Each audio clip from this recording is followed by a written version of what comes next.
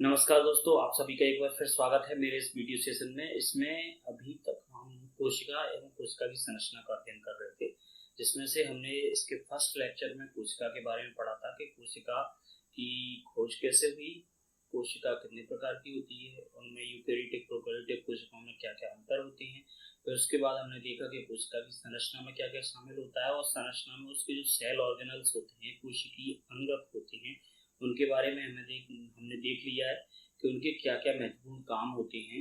जैसे कि endoplasmic reticulum है तो जो रफ ईआर होता है उसके ऊपर क्या है, प्रोटीन का संश्लेषण होता है। स्मूथ होता है वो क्या है, लिपिड सीक्रेशन का काम करता है।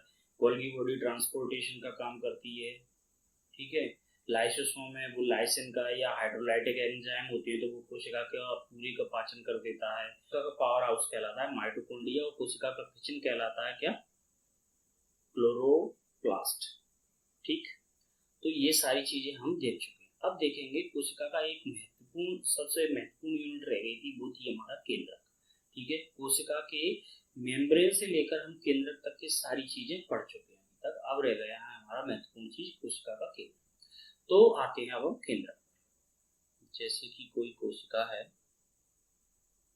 तो उसके बीच में जो गाढ़ा और एक चकतीनुमा संरचना पाई जाती है, जैसे हम क्या कहते हैं, केंद्रक कहते हैं। वो कहाँ आ गई, वो संरचना उठ के आ गई अपनी यहाँ। तो इस संरचना के अंदर हम देख रहे हैं कि क्या क्या पाया जा रहा है। ये जो इसके चारों ओर जो बाइलेयर्ड संरचना है जो उसे कवर करे हुए, उसे क्या बोलते हैं हम, न्यूक्लियर मेम्ब्रेन या केंद्रक झिल्ली, जो केंद्रक को क्या करती है, साइटोप्लाज्म से अलग रखती है। ठीक है, वो हो गई केंद्रक झिल्ली। और ये कैसी होती है, बाइलेयर्ड होती है, मतलब डबल लेयर्ड होती है। तो केंद्रक के अध्ययन के दौरान जब जिस संरचना से हम सबसे पहली बार मिलेंगे तो वो संरचना कौन सी है, केंद्रक झिल्ली। केंद्रक झिल्ली कौन सी है, ये केंद्रक झिल्ली है।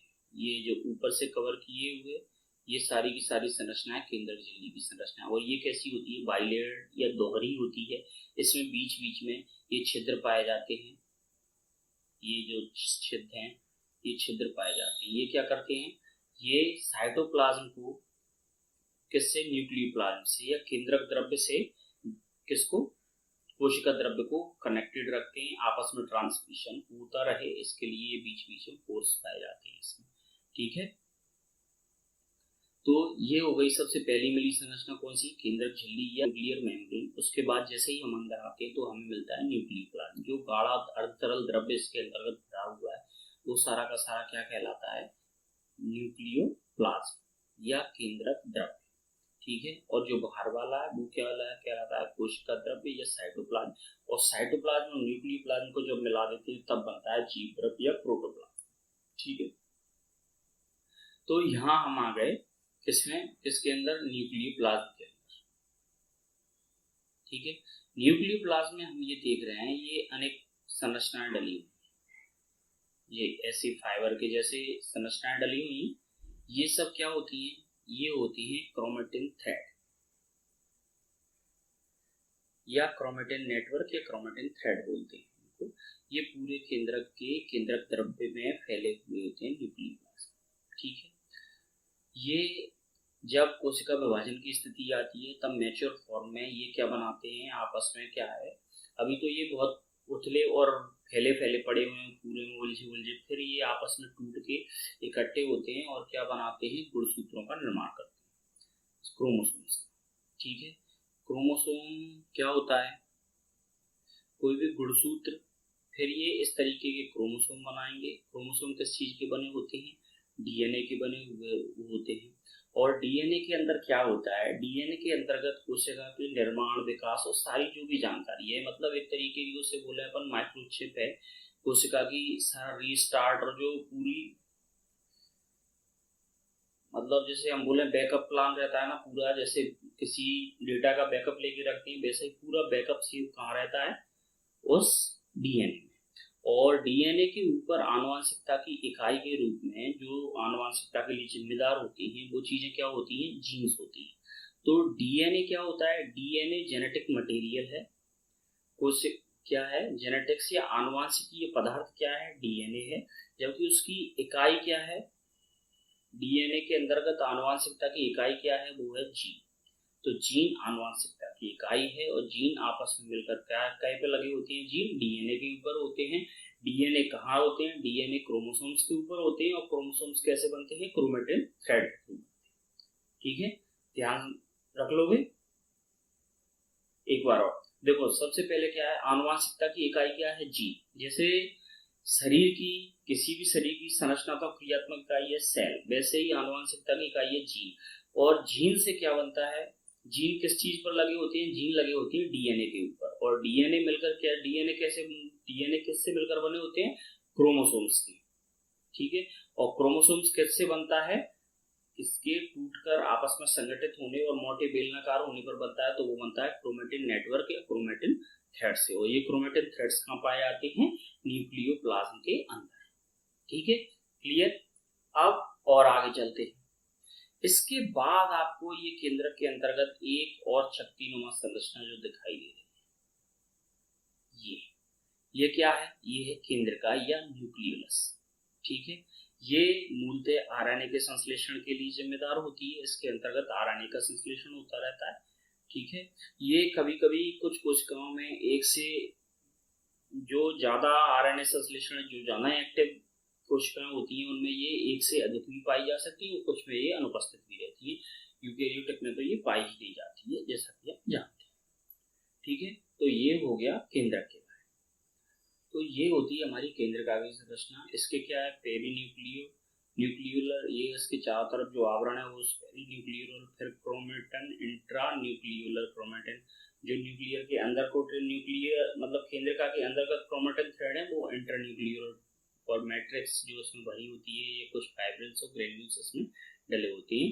ये कोशिका की एक्टिवनेस के आधार पर एक हो सकती है या अनेक हो सकती है, कहीं कहीं अनुपस्थित भी हो सकती है। इसका मूल काम क्या है, ये आरएनए संश्लेषण में भाग लेती है, आरएनए का निर्माण करती है। और शरीर को जो केंद्रक है, केंद्रक क्या करता है, केंद्रक कोशिका की सभी उपापचय क्रियाओं पर नियंत्रण करता है, वृद्धि एवं विकास पर ध्यान रखता है, कोशिकीय जन्म को वो कोशिकीय जनन कैसे होना, ये सब किसके पास है, पूरी सूचना केंद्रकों से उस क्रिया का संचालन करता है, कोशिकीय जन्म की प्रक्रिया का। इसके अलावा क्या है, शरीर को कौन से प्रोटीनों की आवश्यकता है, उसके लिए आरएनए का निर्माण कहाँ पे होता है, केंद्रक में। जैसे शरीर को कोई प्रोटीन की आवश्यकता हुई तो प्रोटीन फॉर्मेट कैसे होगा, उसके लिए क्या करेगा, केंद्रक एक मैसेंजर आरएनए बनाएगा और वो कहाँ जाएगा, राइबोसोम के पास। मैसेंजर आरएनए के इस तरीके का प्रोटीन शरीर को चाहिए, तो वो वहां से राइबोसोम, चूंकि प्रोटीन फैक्ट्री है, वो उस एमआरएनए के उस पर डाई पर एक नए प्रोटीन का फॉर्मेशन करेगा, उसके अकॉर्डिंग उस प्रोटीन फॉर्मेट को छोड़ेगा, उससे ट्रांसफर आरएनए ले जाके वहां भेजेगा जहां उसे जाना। ठीक है, इस तरीके की पूरी प्रोसेस फॉलो की जाती है। तो केंद्रक क्या करता है, केंद्रक शरीर को आवश्यक प्रोटीन निर्माण के लिए जो आरएनए बनाता है, हेतु आवश्यक कोशिकीय आरएनए का उत्पन्न करता है कौन, केंद्र। और केंद्र का क्या है, वही कर रही है यहाँ पे, आरएनए का संश्लेषण करती है, जो कि केंद्र के अंदर केंद्रक आरएनए बनाकर भेजता है, तो वो केंद्रका के अंदर उस चीज का निर्माण होता है, आरएनए का संश्लेषण, और कोशिका विभाजन में महत्वपूर्ण भूमिका निभाती है। अब हम यहाँ देखें गुणसूत्र। जो क्रोमेटिन थ्रेड थे, वो जैसे ही कोशिका विभाजन और केंद्रक मैच्योर स्थिति में आता है, तो वो क्या करता है, अपने आप को, उसके जो उलझी उलझी संरचनाएं हैं, जैसे वो उलझे ऐसे क्रोमेटिन थ्रेड थे ना, आपस में उलझे हुए, वो क्या होते हैं, उनकी उलझन कम होती है, वो ज्यादा मोटे घने होकर वो क्या बनाते हैं, इस तरीके के क्रोमोसोम या गुणसूत्र में चेंज हो जाते हैं। तो एक क्रोमोसोम्स में क्या संरचना होती है, तो ये पूरा जो क्रोमोसोम है उसकी एक हिस्से को क्या बोलते हैं हम, ये इसकी एक क्रोमेटिड्स है। ठीक है, इसके अंतर्गत क्या क्या पाया जाता है, सबसे पहले तो इसके बाहरी आवरण जो है उसे बोलते हैं पेलिकल, जो इसे घेरे हुए है उसे बोलते हैं पेलिकल। ठीक है, इसके अंतर्गत जो भी भरा हुआ है उसे बोलते हैं मैट्रिक्स, और मैट्रिक्स के अंदर क्या पाए जाते हैं, क्रोमेटिड्स। जो ये संरचना जो निकल रही है, ये जो हमें बाहर दिखाई दे रही है प्रिंटेड फॉर्मेट में, ये क्या है, ये क्रोमेटिड्स हैं। और एक क्रोमेटिड्स आगे ये जूम किए गए तो कैसे निकलते हैं, इनमें क्या रहते हैं, ये कैसे बने होते हैं, डीएनए और प्रोटीन्स के जो हेलिक्स प्रोटीन है जो इनमें लच्छे बनाते हैं वो इनमें पाए जाते हैं। तो वो ये प्रोटीन लगा हुआ है और ये डीएनए से ऐसे कुंडलित कुंडलित करके आगे बढ़ता है। तो इस तरीके के हेलिक्स पाए जाते हैं किसके, क्रोमेटिड्स। और एक जो ये क्रोमेटिड्स है, इसके अंतर्गत एक गुणसूत्र में कितने, 2 क्रोमेटिड्स हो गए। दोनों क्रोमेटिड्स में अनेक क्रोमोनिमेटा होते हैं जो हल्के हल्के थ्रेड होते हैं, लेकिन वो एक जैसे लगती हैं। और दोनों क्रोमेटिड्स जहाँ पे आपस में एक दूसरे से मिलते हैं उस एरिया को क्या कहते हैं, सेंट्रोमियर। और सेंट्रोमियर के कारण, चूंकि यहाँ पर दोनों क्रोमेटिड्स के क्रोमोनिमेटा आपस में जुड़ते हैं, इसीलिए इस सेंट्रोमियर का क्या है, एक कंस्ट्रक्शन या एक खांच या बोले एक क्या बोलते हैं, एकदम सिकुड़े से क्षेत्र का निर्माण होता है। इसलिए इसे बोलते हैं, यहाँ पे बोलते हैं सेंट्रोमियर को प्राइमरी कंस्ट्रक्शन। ठीक है। इसके अलावा यदि कोई और कंस्ट्रक्शन पाया जाता है जो कि नॉन सेंट्रोमियर है, उसे हम क्या बोलेंगे, सेकेंडरी कंस्ट्रक्शन। ठीक है, तो वो सेकेंडरी कंस्ट्रक्शन कहलाएगा।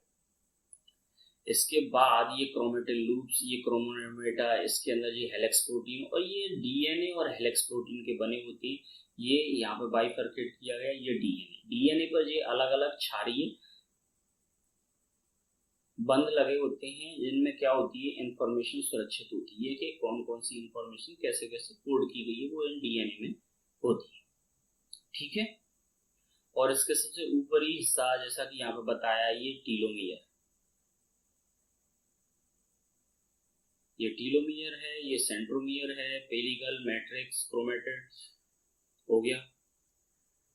अब क्या होता है कि प्रत्येक कोशिका के अंदर उसके केंद्रक में गुणसूत्रों की गुणसूत्रों की जो संख्या है वो हमेशा निश्चित होती है। जैसे मानव कोशिका है, उसमें केवल 46 गुणसूत्र ही पाए। 46 में क्या होता है, इनमें सेट ऑफ क्रोमोसोम्स होते हैं। हर एक क्रोमोसोम का एक डुप्लीकेट होता है, दो क्रोमोसोम, मतलब वो जोड़ों में होते हैं, सिंगल सिंगल नहीं होते हैं। तो इस तरीके से क्या हो गया, 23 प्रकार के 23 जोड़े गुणसूत्र पाए जाते हैं मानव कोशिका। ठीक है, तो ये क्रोमोसोम के बारे में हमारी इंफॉर्मेशन पूरी हो। इसके अंतर्गत हमने अभी देखा था कि डीएनए ये सारी चीजें कहाँ पाई जा रही हैं, केंद्रक के अंदर क्रोमोसोम। लेकिन कुछ क्रोमोसोम दो चीजों में, एक माइटोकॉन्ड्रिया और एक क्लोरोप्लास्ट, इन दो चीजों में भी कभी कभी क्रोमोसोम्स पाए जाते हैं जो कि किसके लिए, कोशिका द्रव्यीय वंशागतिकी के लिए जिम्मेदार होते हैं। जब हम वंशागतिकी पढ़ेंगे या आनुवंशिकी पढ़ेंगे उसमें हम देखेंगे कोशिका द्रव्यीय वंशागति। तो कोशिका द्रव में जो क्रोमोसोम्स या डीएनए पाए जाते हैं उनके द्वारा जो वंशागति चीजें आगे इनहेरिट होती हैं, मतलब उत्तराधिकारियों में पहुंचती हैं, वो क्या कहलाती हैं, कोशिका द्रव्यीय वंशागतिकी कहलाती है। ठीक है, ये हुआ हमारा क्रोमोसोम। अब पहले हम देख रहे हैं, जैसे कि हमें मालूम है कि ये क्या पाई जाती है, प्लाज्मा मेम्ब्रेन। तो वो दोनों में पाई जाती है, कहां पर भी पाई जाएगी, जंतु कोशिका में भी पाई जाएगी और पादप कोशिका में प्लाज्मा मेम्ब्रेन। लेकिन प्लाज्मा मेम्ब्रेन के जस्ट ऊपर एक और परत है जो कहाँ पाई जाती है, केवल पादप कोशिका में पाई जाती है, सेल्यूलोज की बनी हुई होती है। वो कौन सी होती है, कौन सी होती है, सेल वॉल या कोशिका भित्ति, जो कि जंतु कोशिका में उपस्थित होती है। ठीक है, अंतर देख रहे हैं हम, वो चीजें देखेंगे जो उनमें हैं, इसमें नहीं है। ठीक है, बाकी चीजें सब नॉर्मल हैं, दोनों यूकैरियोटिक सेल हैं, दोनों में सारी चीजें समान हैं, लेकिन जो मुख्य अंतर होंगे वो हम यहाँ देख रहे हैं। जैसे कि अब एक तो चीज हो गई क्या, प्लांट सेल में, प्लांट सेल में एक तो सेल वॉल एक्स्ट्रा हो गई। इसके बाद क्या हो गया, क्लोरोप्लास्ट। क्लोरोप्लास्ट केवल प्लांट सेल में पाया जाएगा, एनिमल सेल में क्लोरोप्लास्ट नहीं पाया जाएगा, नहीं तो वो भी अपने आप से सूरज में खड़े होते और अपना भोजन बना लेते, फिर उन्हें कुछ खाने की जरूरत नहीं पड़ती। तो इधर क्लोरोप्लास्ट भी नहीं पाया जाता एनिमल सेल में। ठीक है, तो सेल वॉल हो गई, क्लोरोप्लास्ट हो गया। इसके बाद इसकी जो वैक्यूल्स है, ये जो वैक्यूल्स है, वैक्यूल्स अपेक्षाकृत बड़ी होती है और इसमें लाइसोसोम कम मात्रा में पाए जाते हैं। ठीक, जबकि हम एनिमल सेल में देखें तो एनिमल सेल में क्या हो रहा है, यहाँ पर सेल वॉल नहीं पाई जाती है, ठीक है, क्लोरोप्लास्ट नहीं पाया जा रहा है, लाइसोसोम पर्याप्त मात्रा में पाया जाता है, एनिमल सेल में उसकी कोई कमी नहीं होती है, वैक्यूल्स हैं वो अपेक्षाकृत छोटी होती हैं किसके, प्लांट सेल की तुलना में। और एक यहाँ पर विशेष संरचना पाई जाती है, ये सेंट्रियोल या सेंट्रोसोम, जो कि किसमें, पादप कोशिका में सेंट्रोसोम नहीं पाया जाता है, ठीक है। ये किसके लिए, ये कोशिकीय विभाजन के लिए जिम्मेदार होता है, इसके लिए कोशिका विभाजन में भाग लेता है, और जब कोशिका विभाजित होती है तब ये क्या करता है, क्रोमोसोम को तानकर उन्हें उनके उस पर पैरामीटर पर सेट करता है विभाजन के लिए, कौन, सेंट्रोमियर या सेंट्रोसोम, ठीक है। तो ये इनमें बेसिकली मुख्य अंतर हो गए। इसके साथ हम कोशिका की संरचना ये सारी चीजें समाप्त कर रहे हैं। नेक्स्ट चैप्टर में हमें क्या देखना है, कोशिका विभाजन देखें, ठीक है, कोशिका का विभाजन की समसूत्री विभाजन और अर्धसूत्री विभाजन कैसे कैसे होता है, कोशिश करेंगे उसे बहुत शॉर्ट में निपटाने का, बस एक सामान्य सी राय हमें पता चल जाए, क्योंकि हमें यहाँ पे कोई पीएचडी नहीं करने वाले इसमें। ओके, मिलते हैं नेक्स्ट वीडियो में, तब तक मजे करिए और इसे सब्सक्राइब करिए। Thank you very much.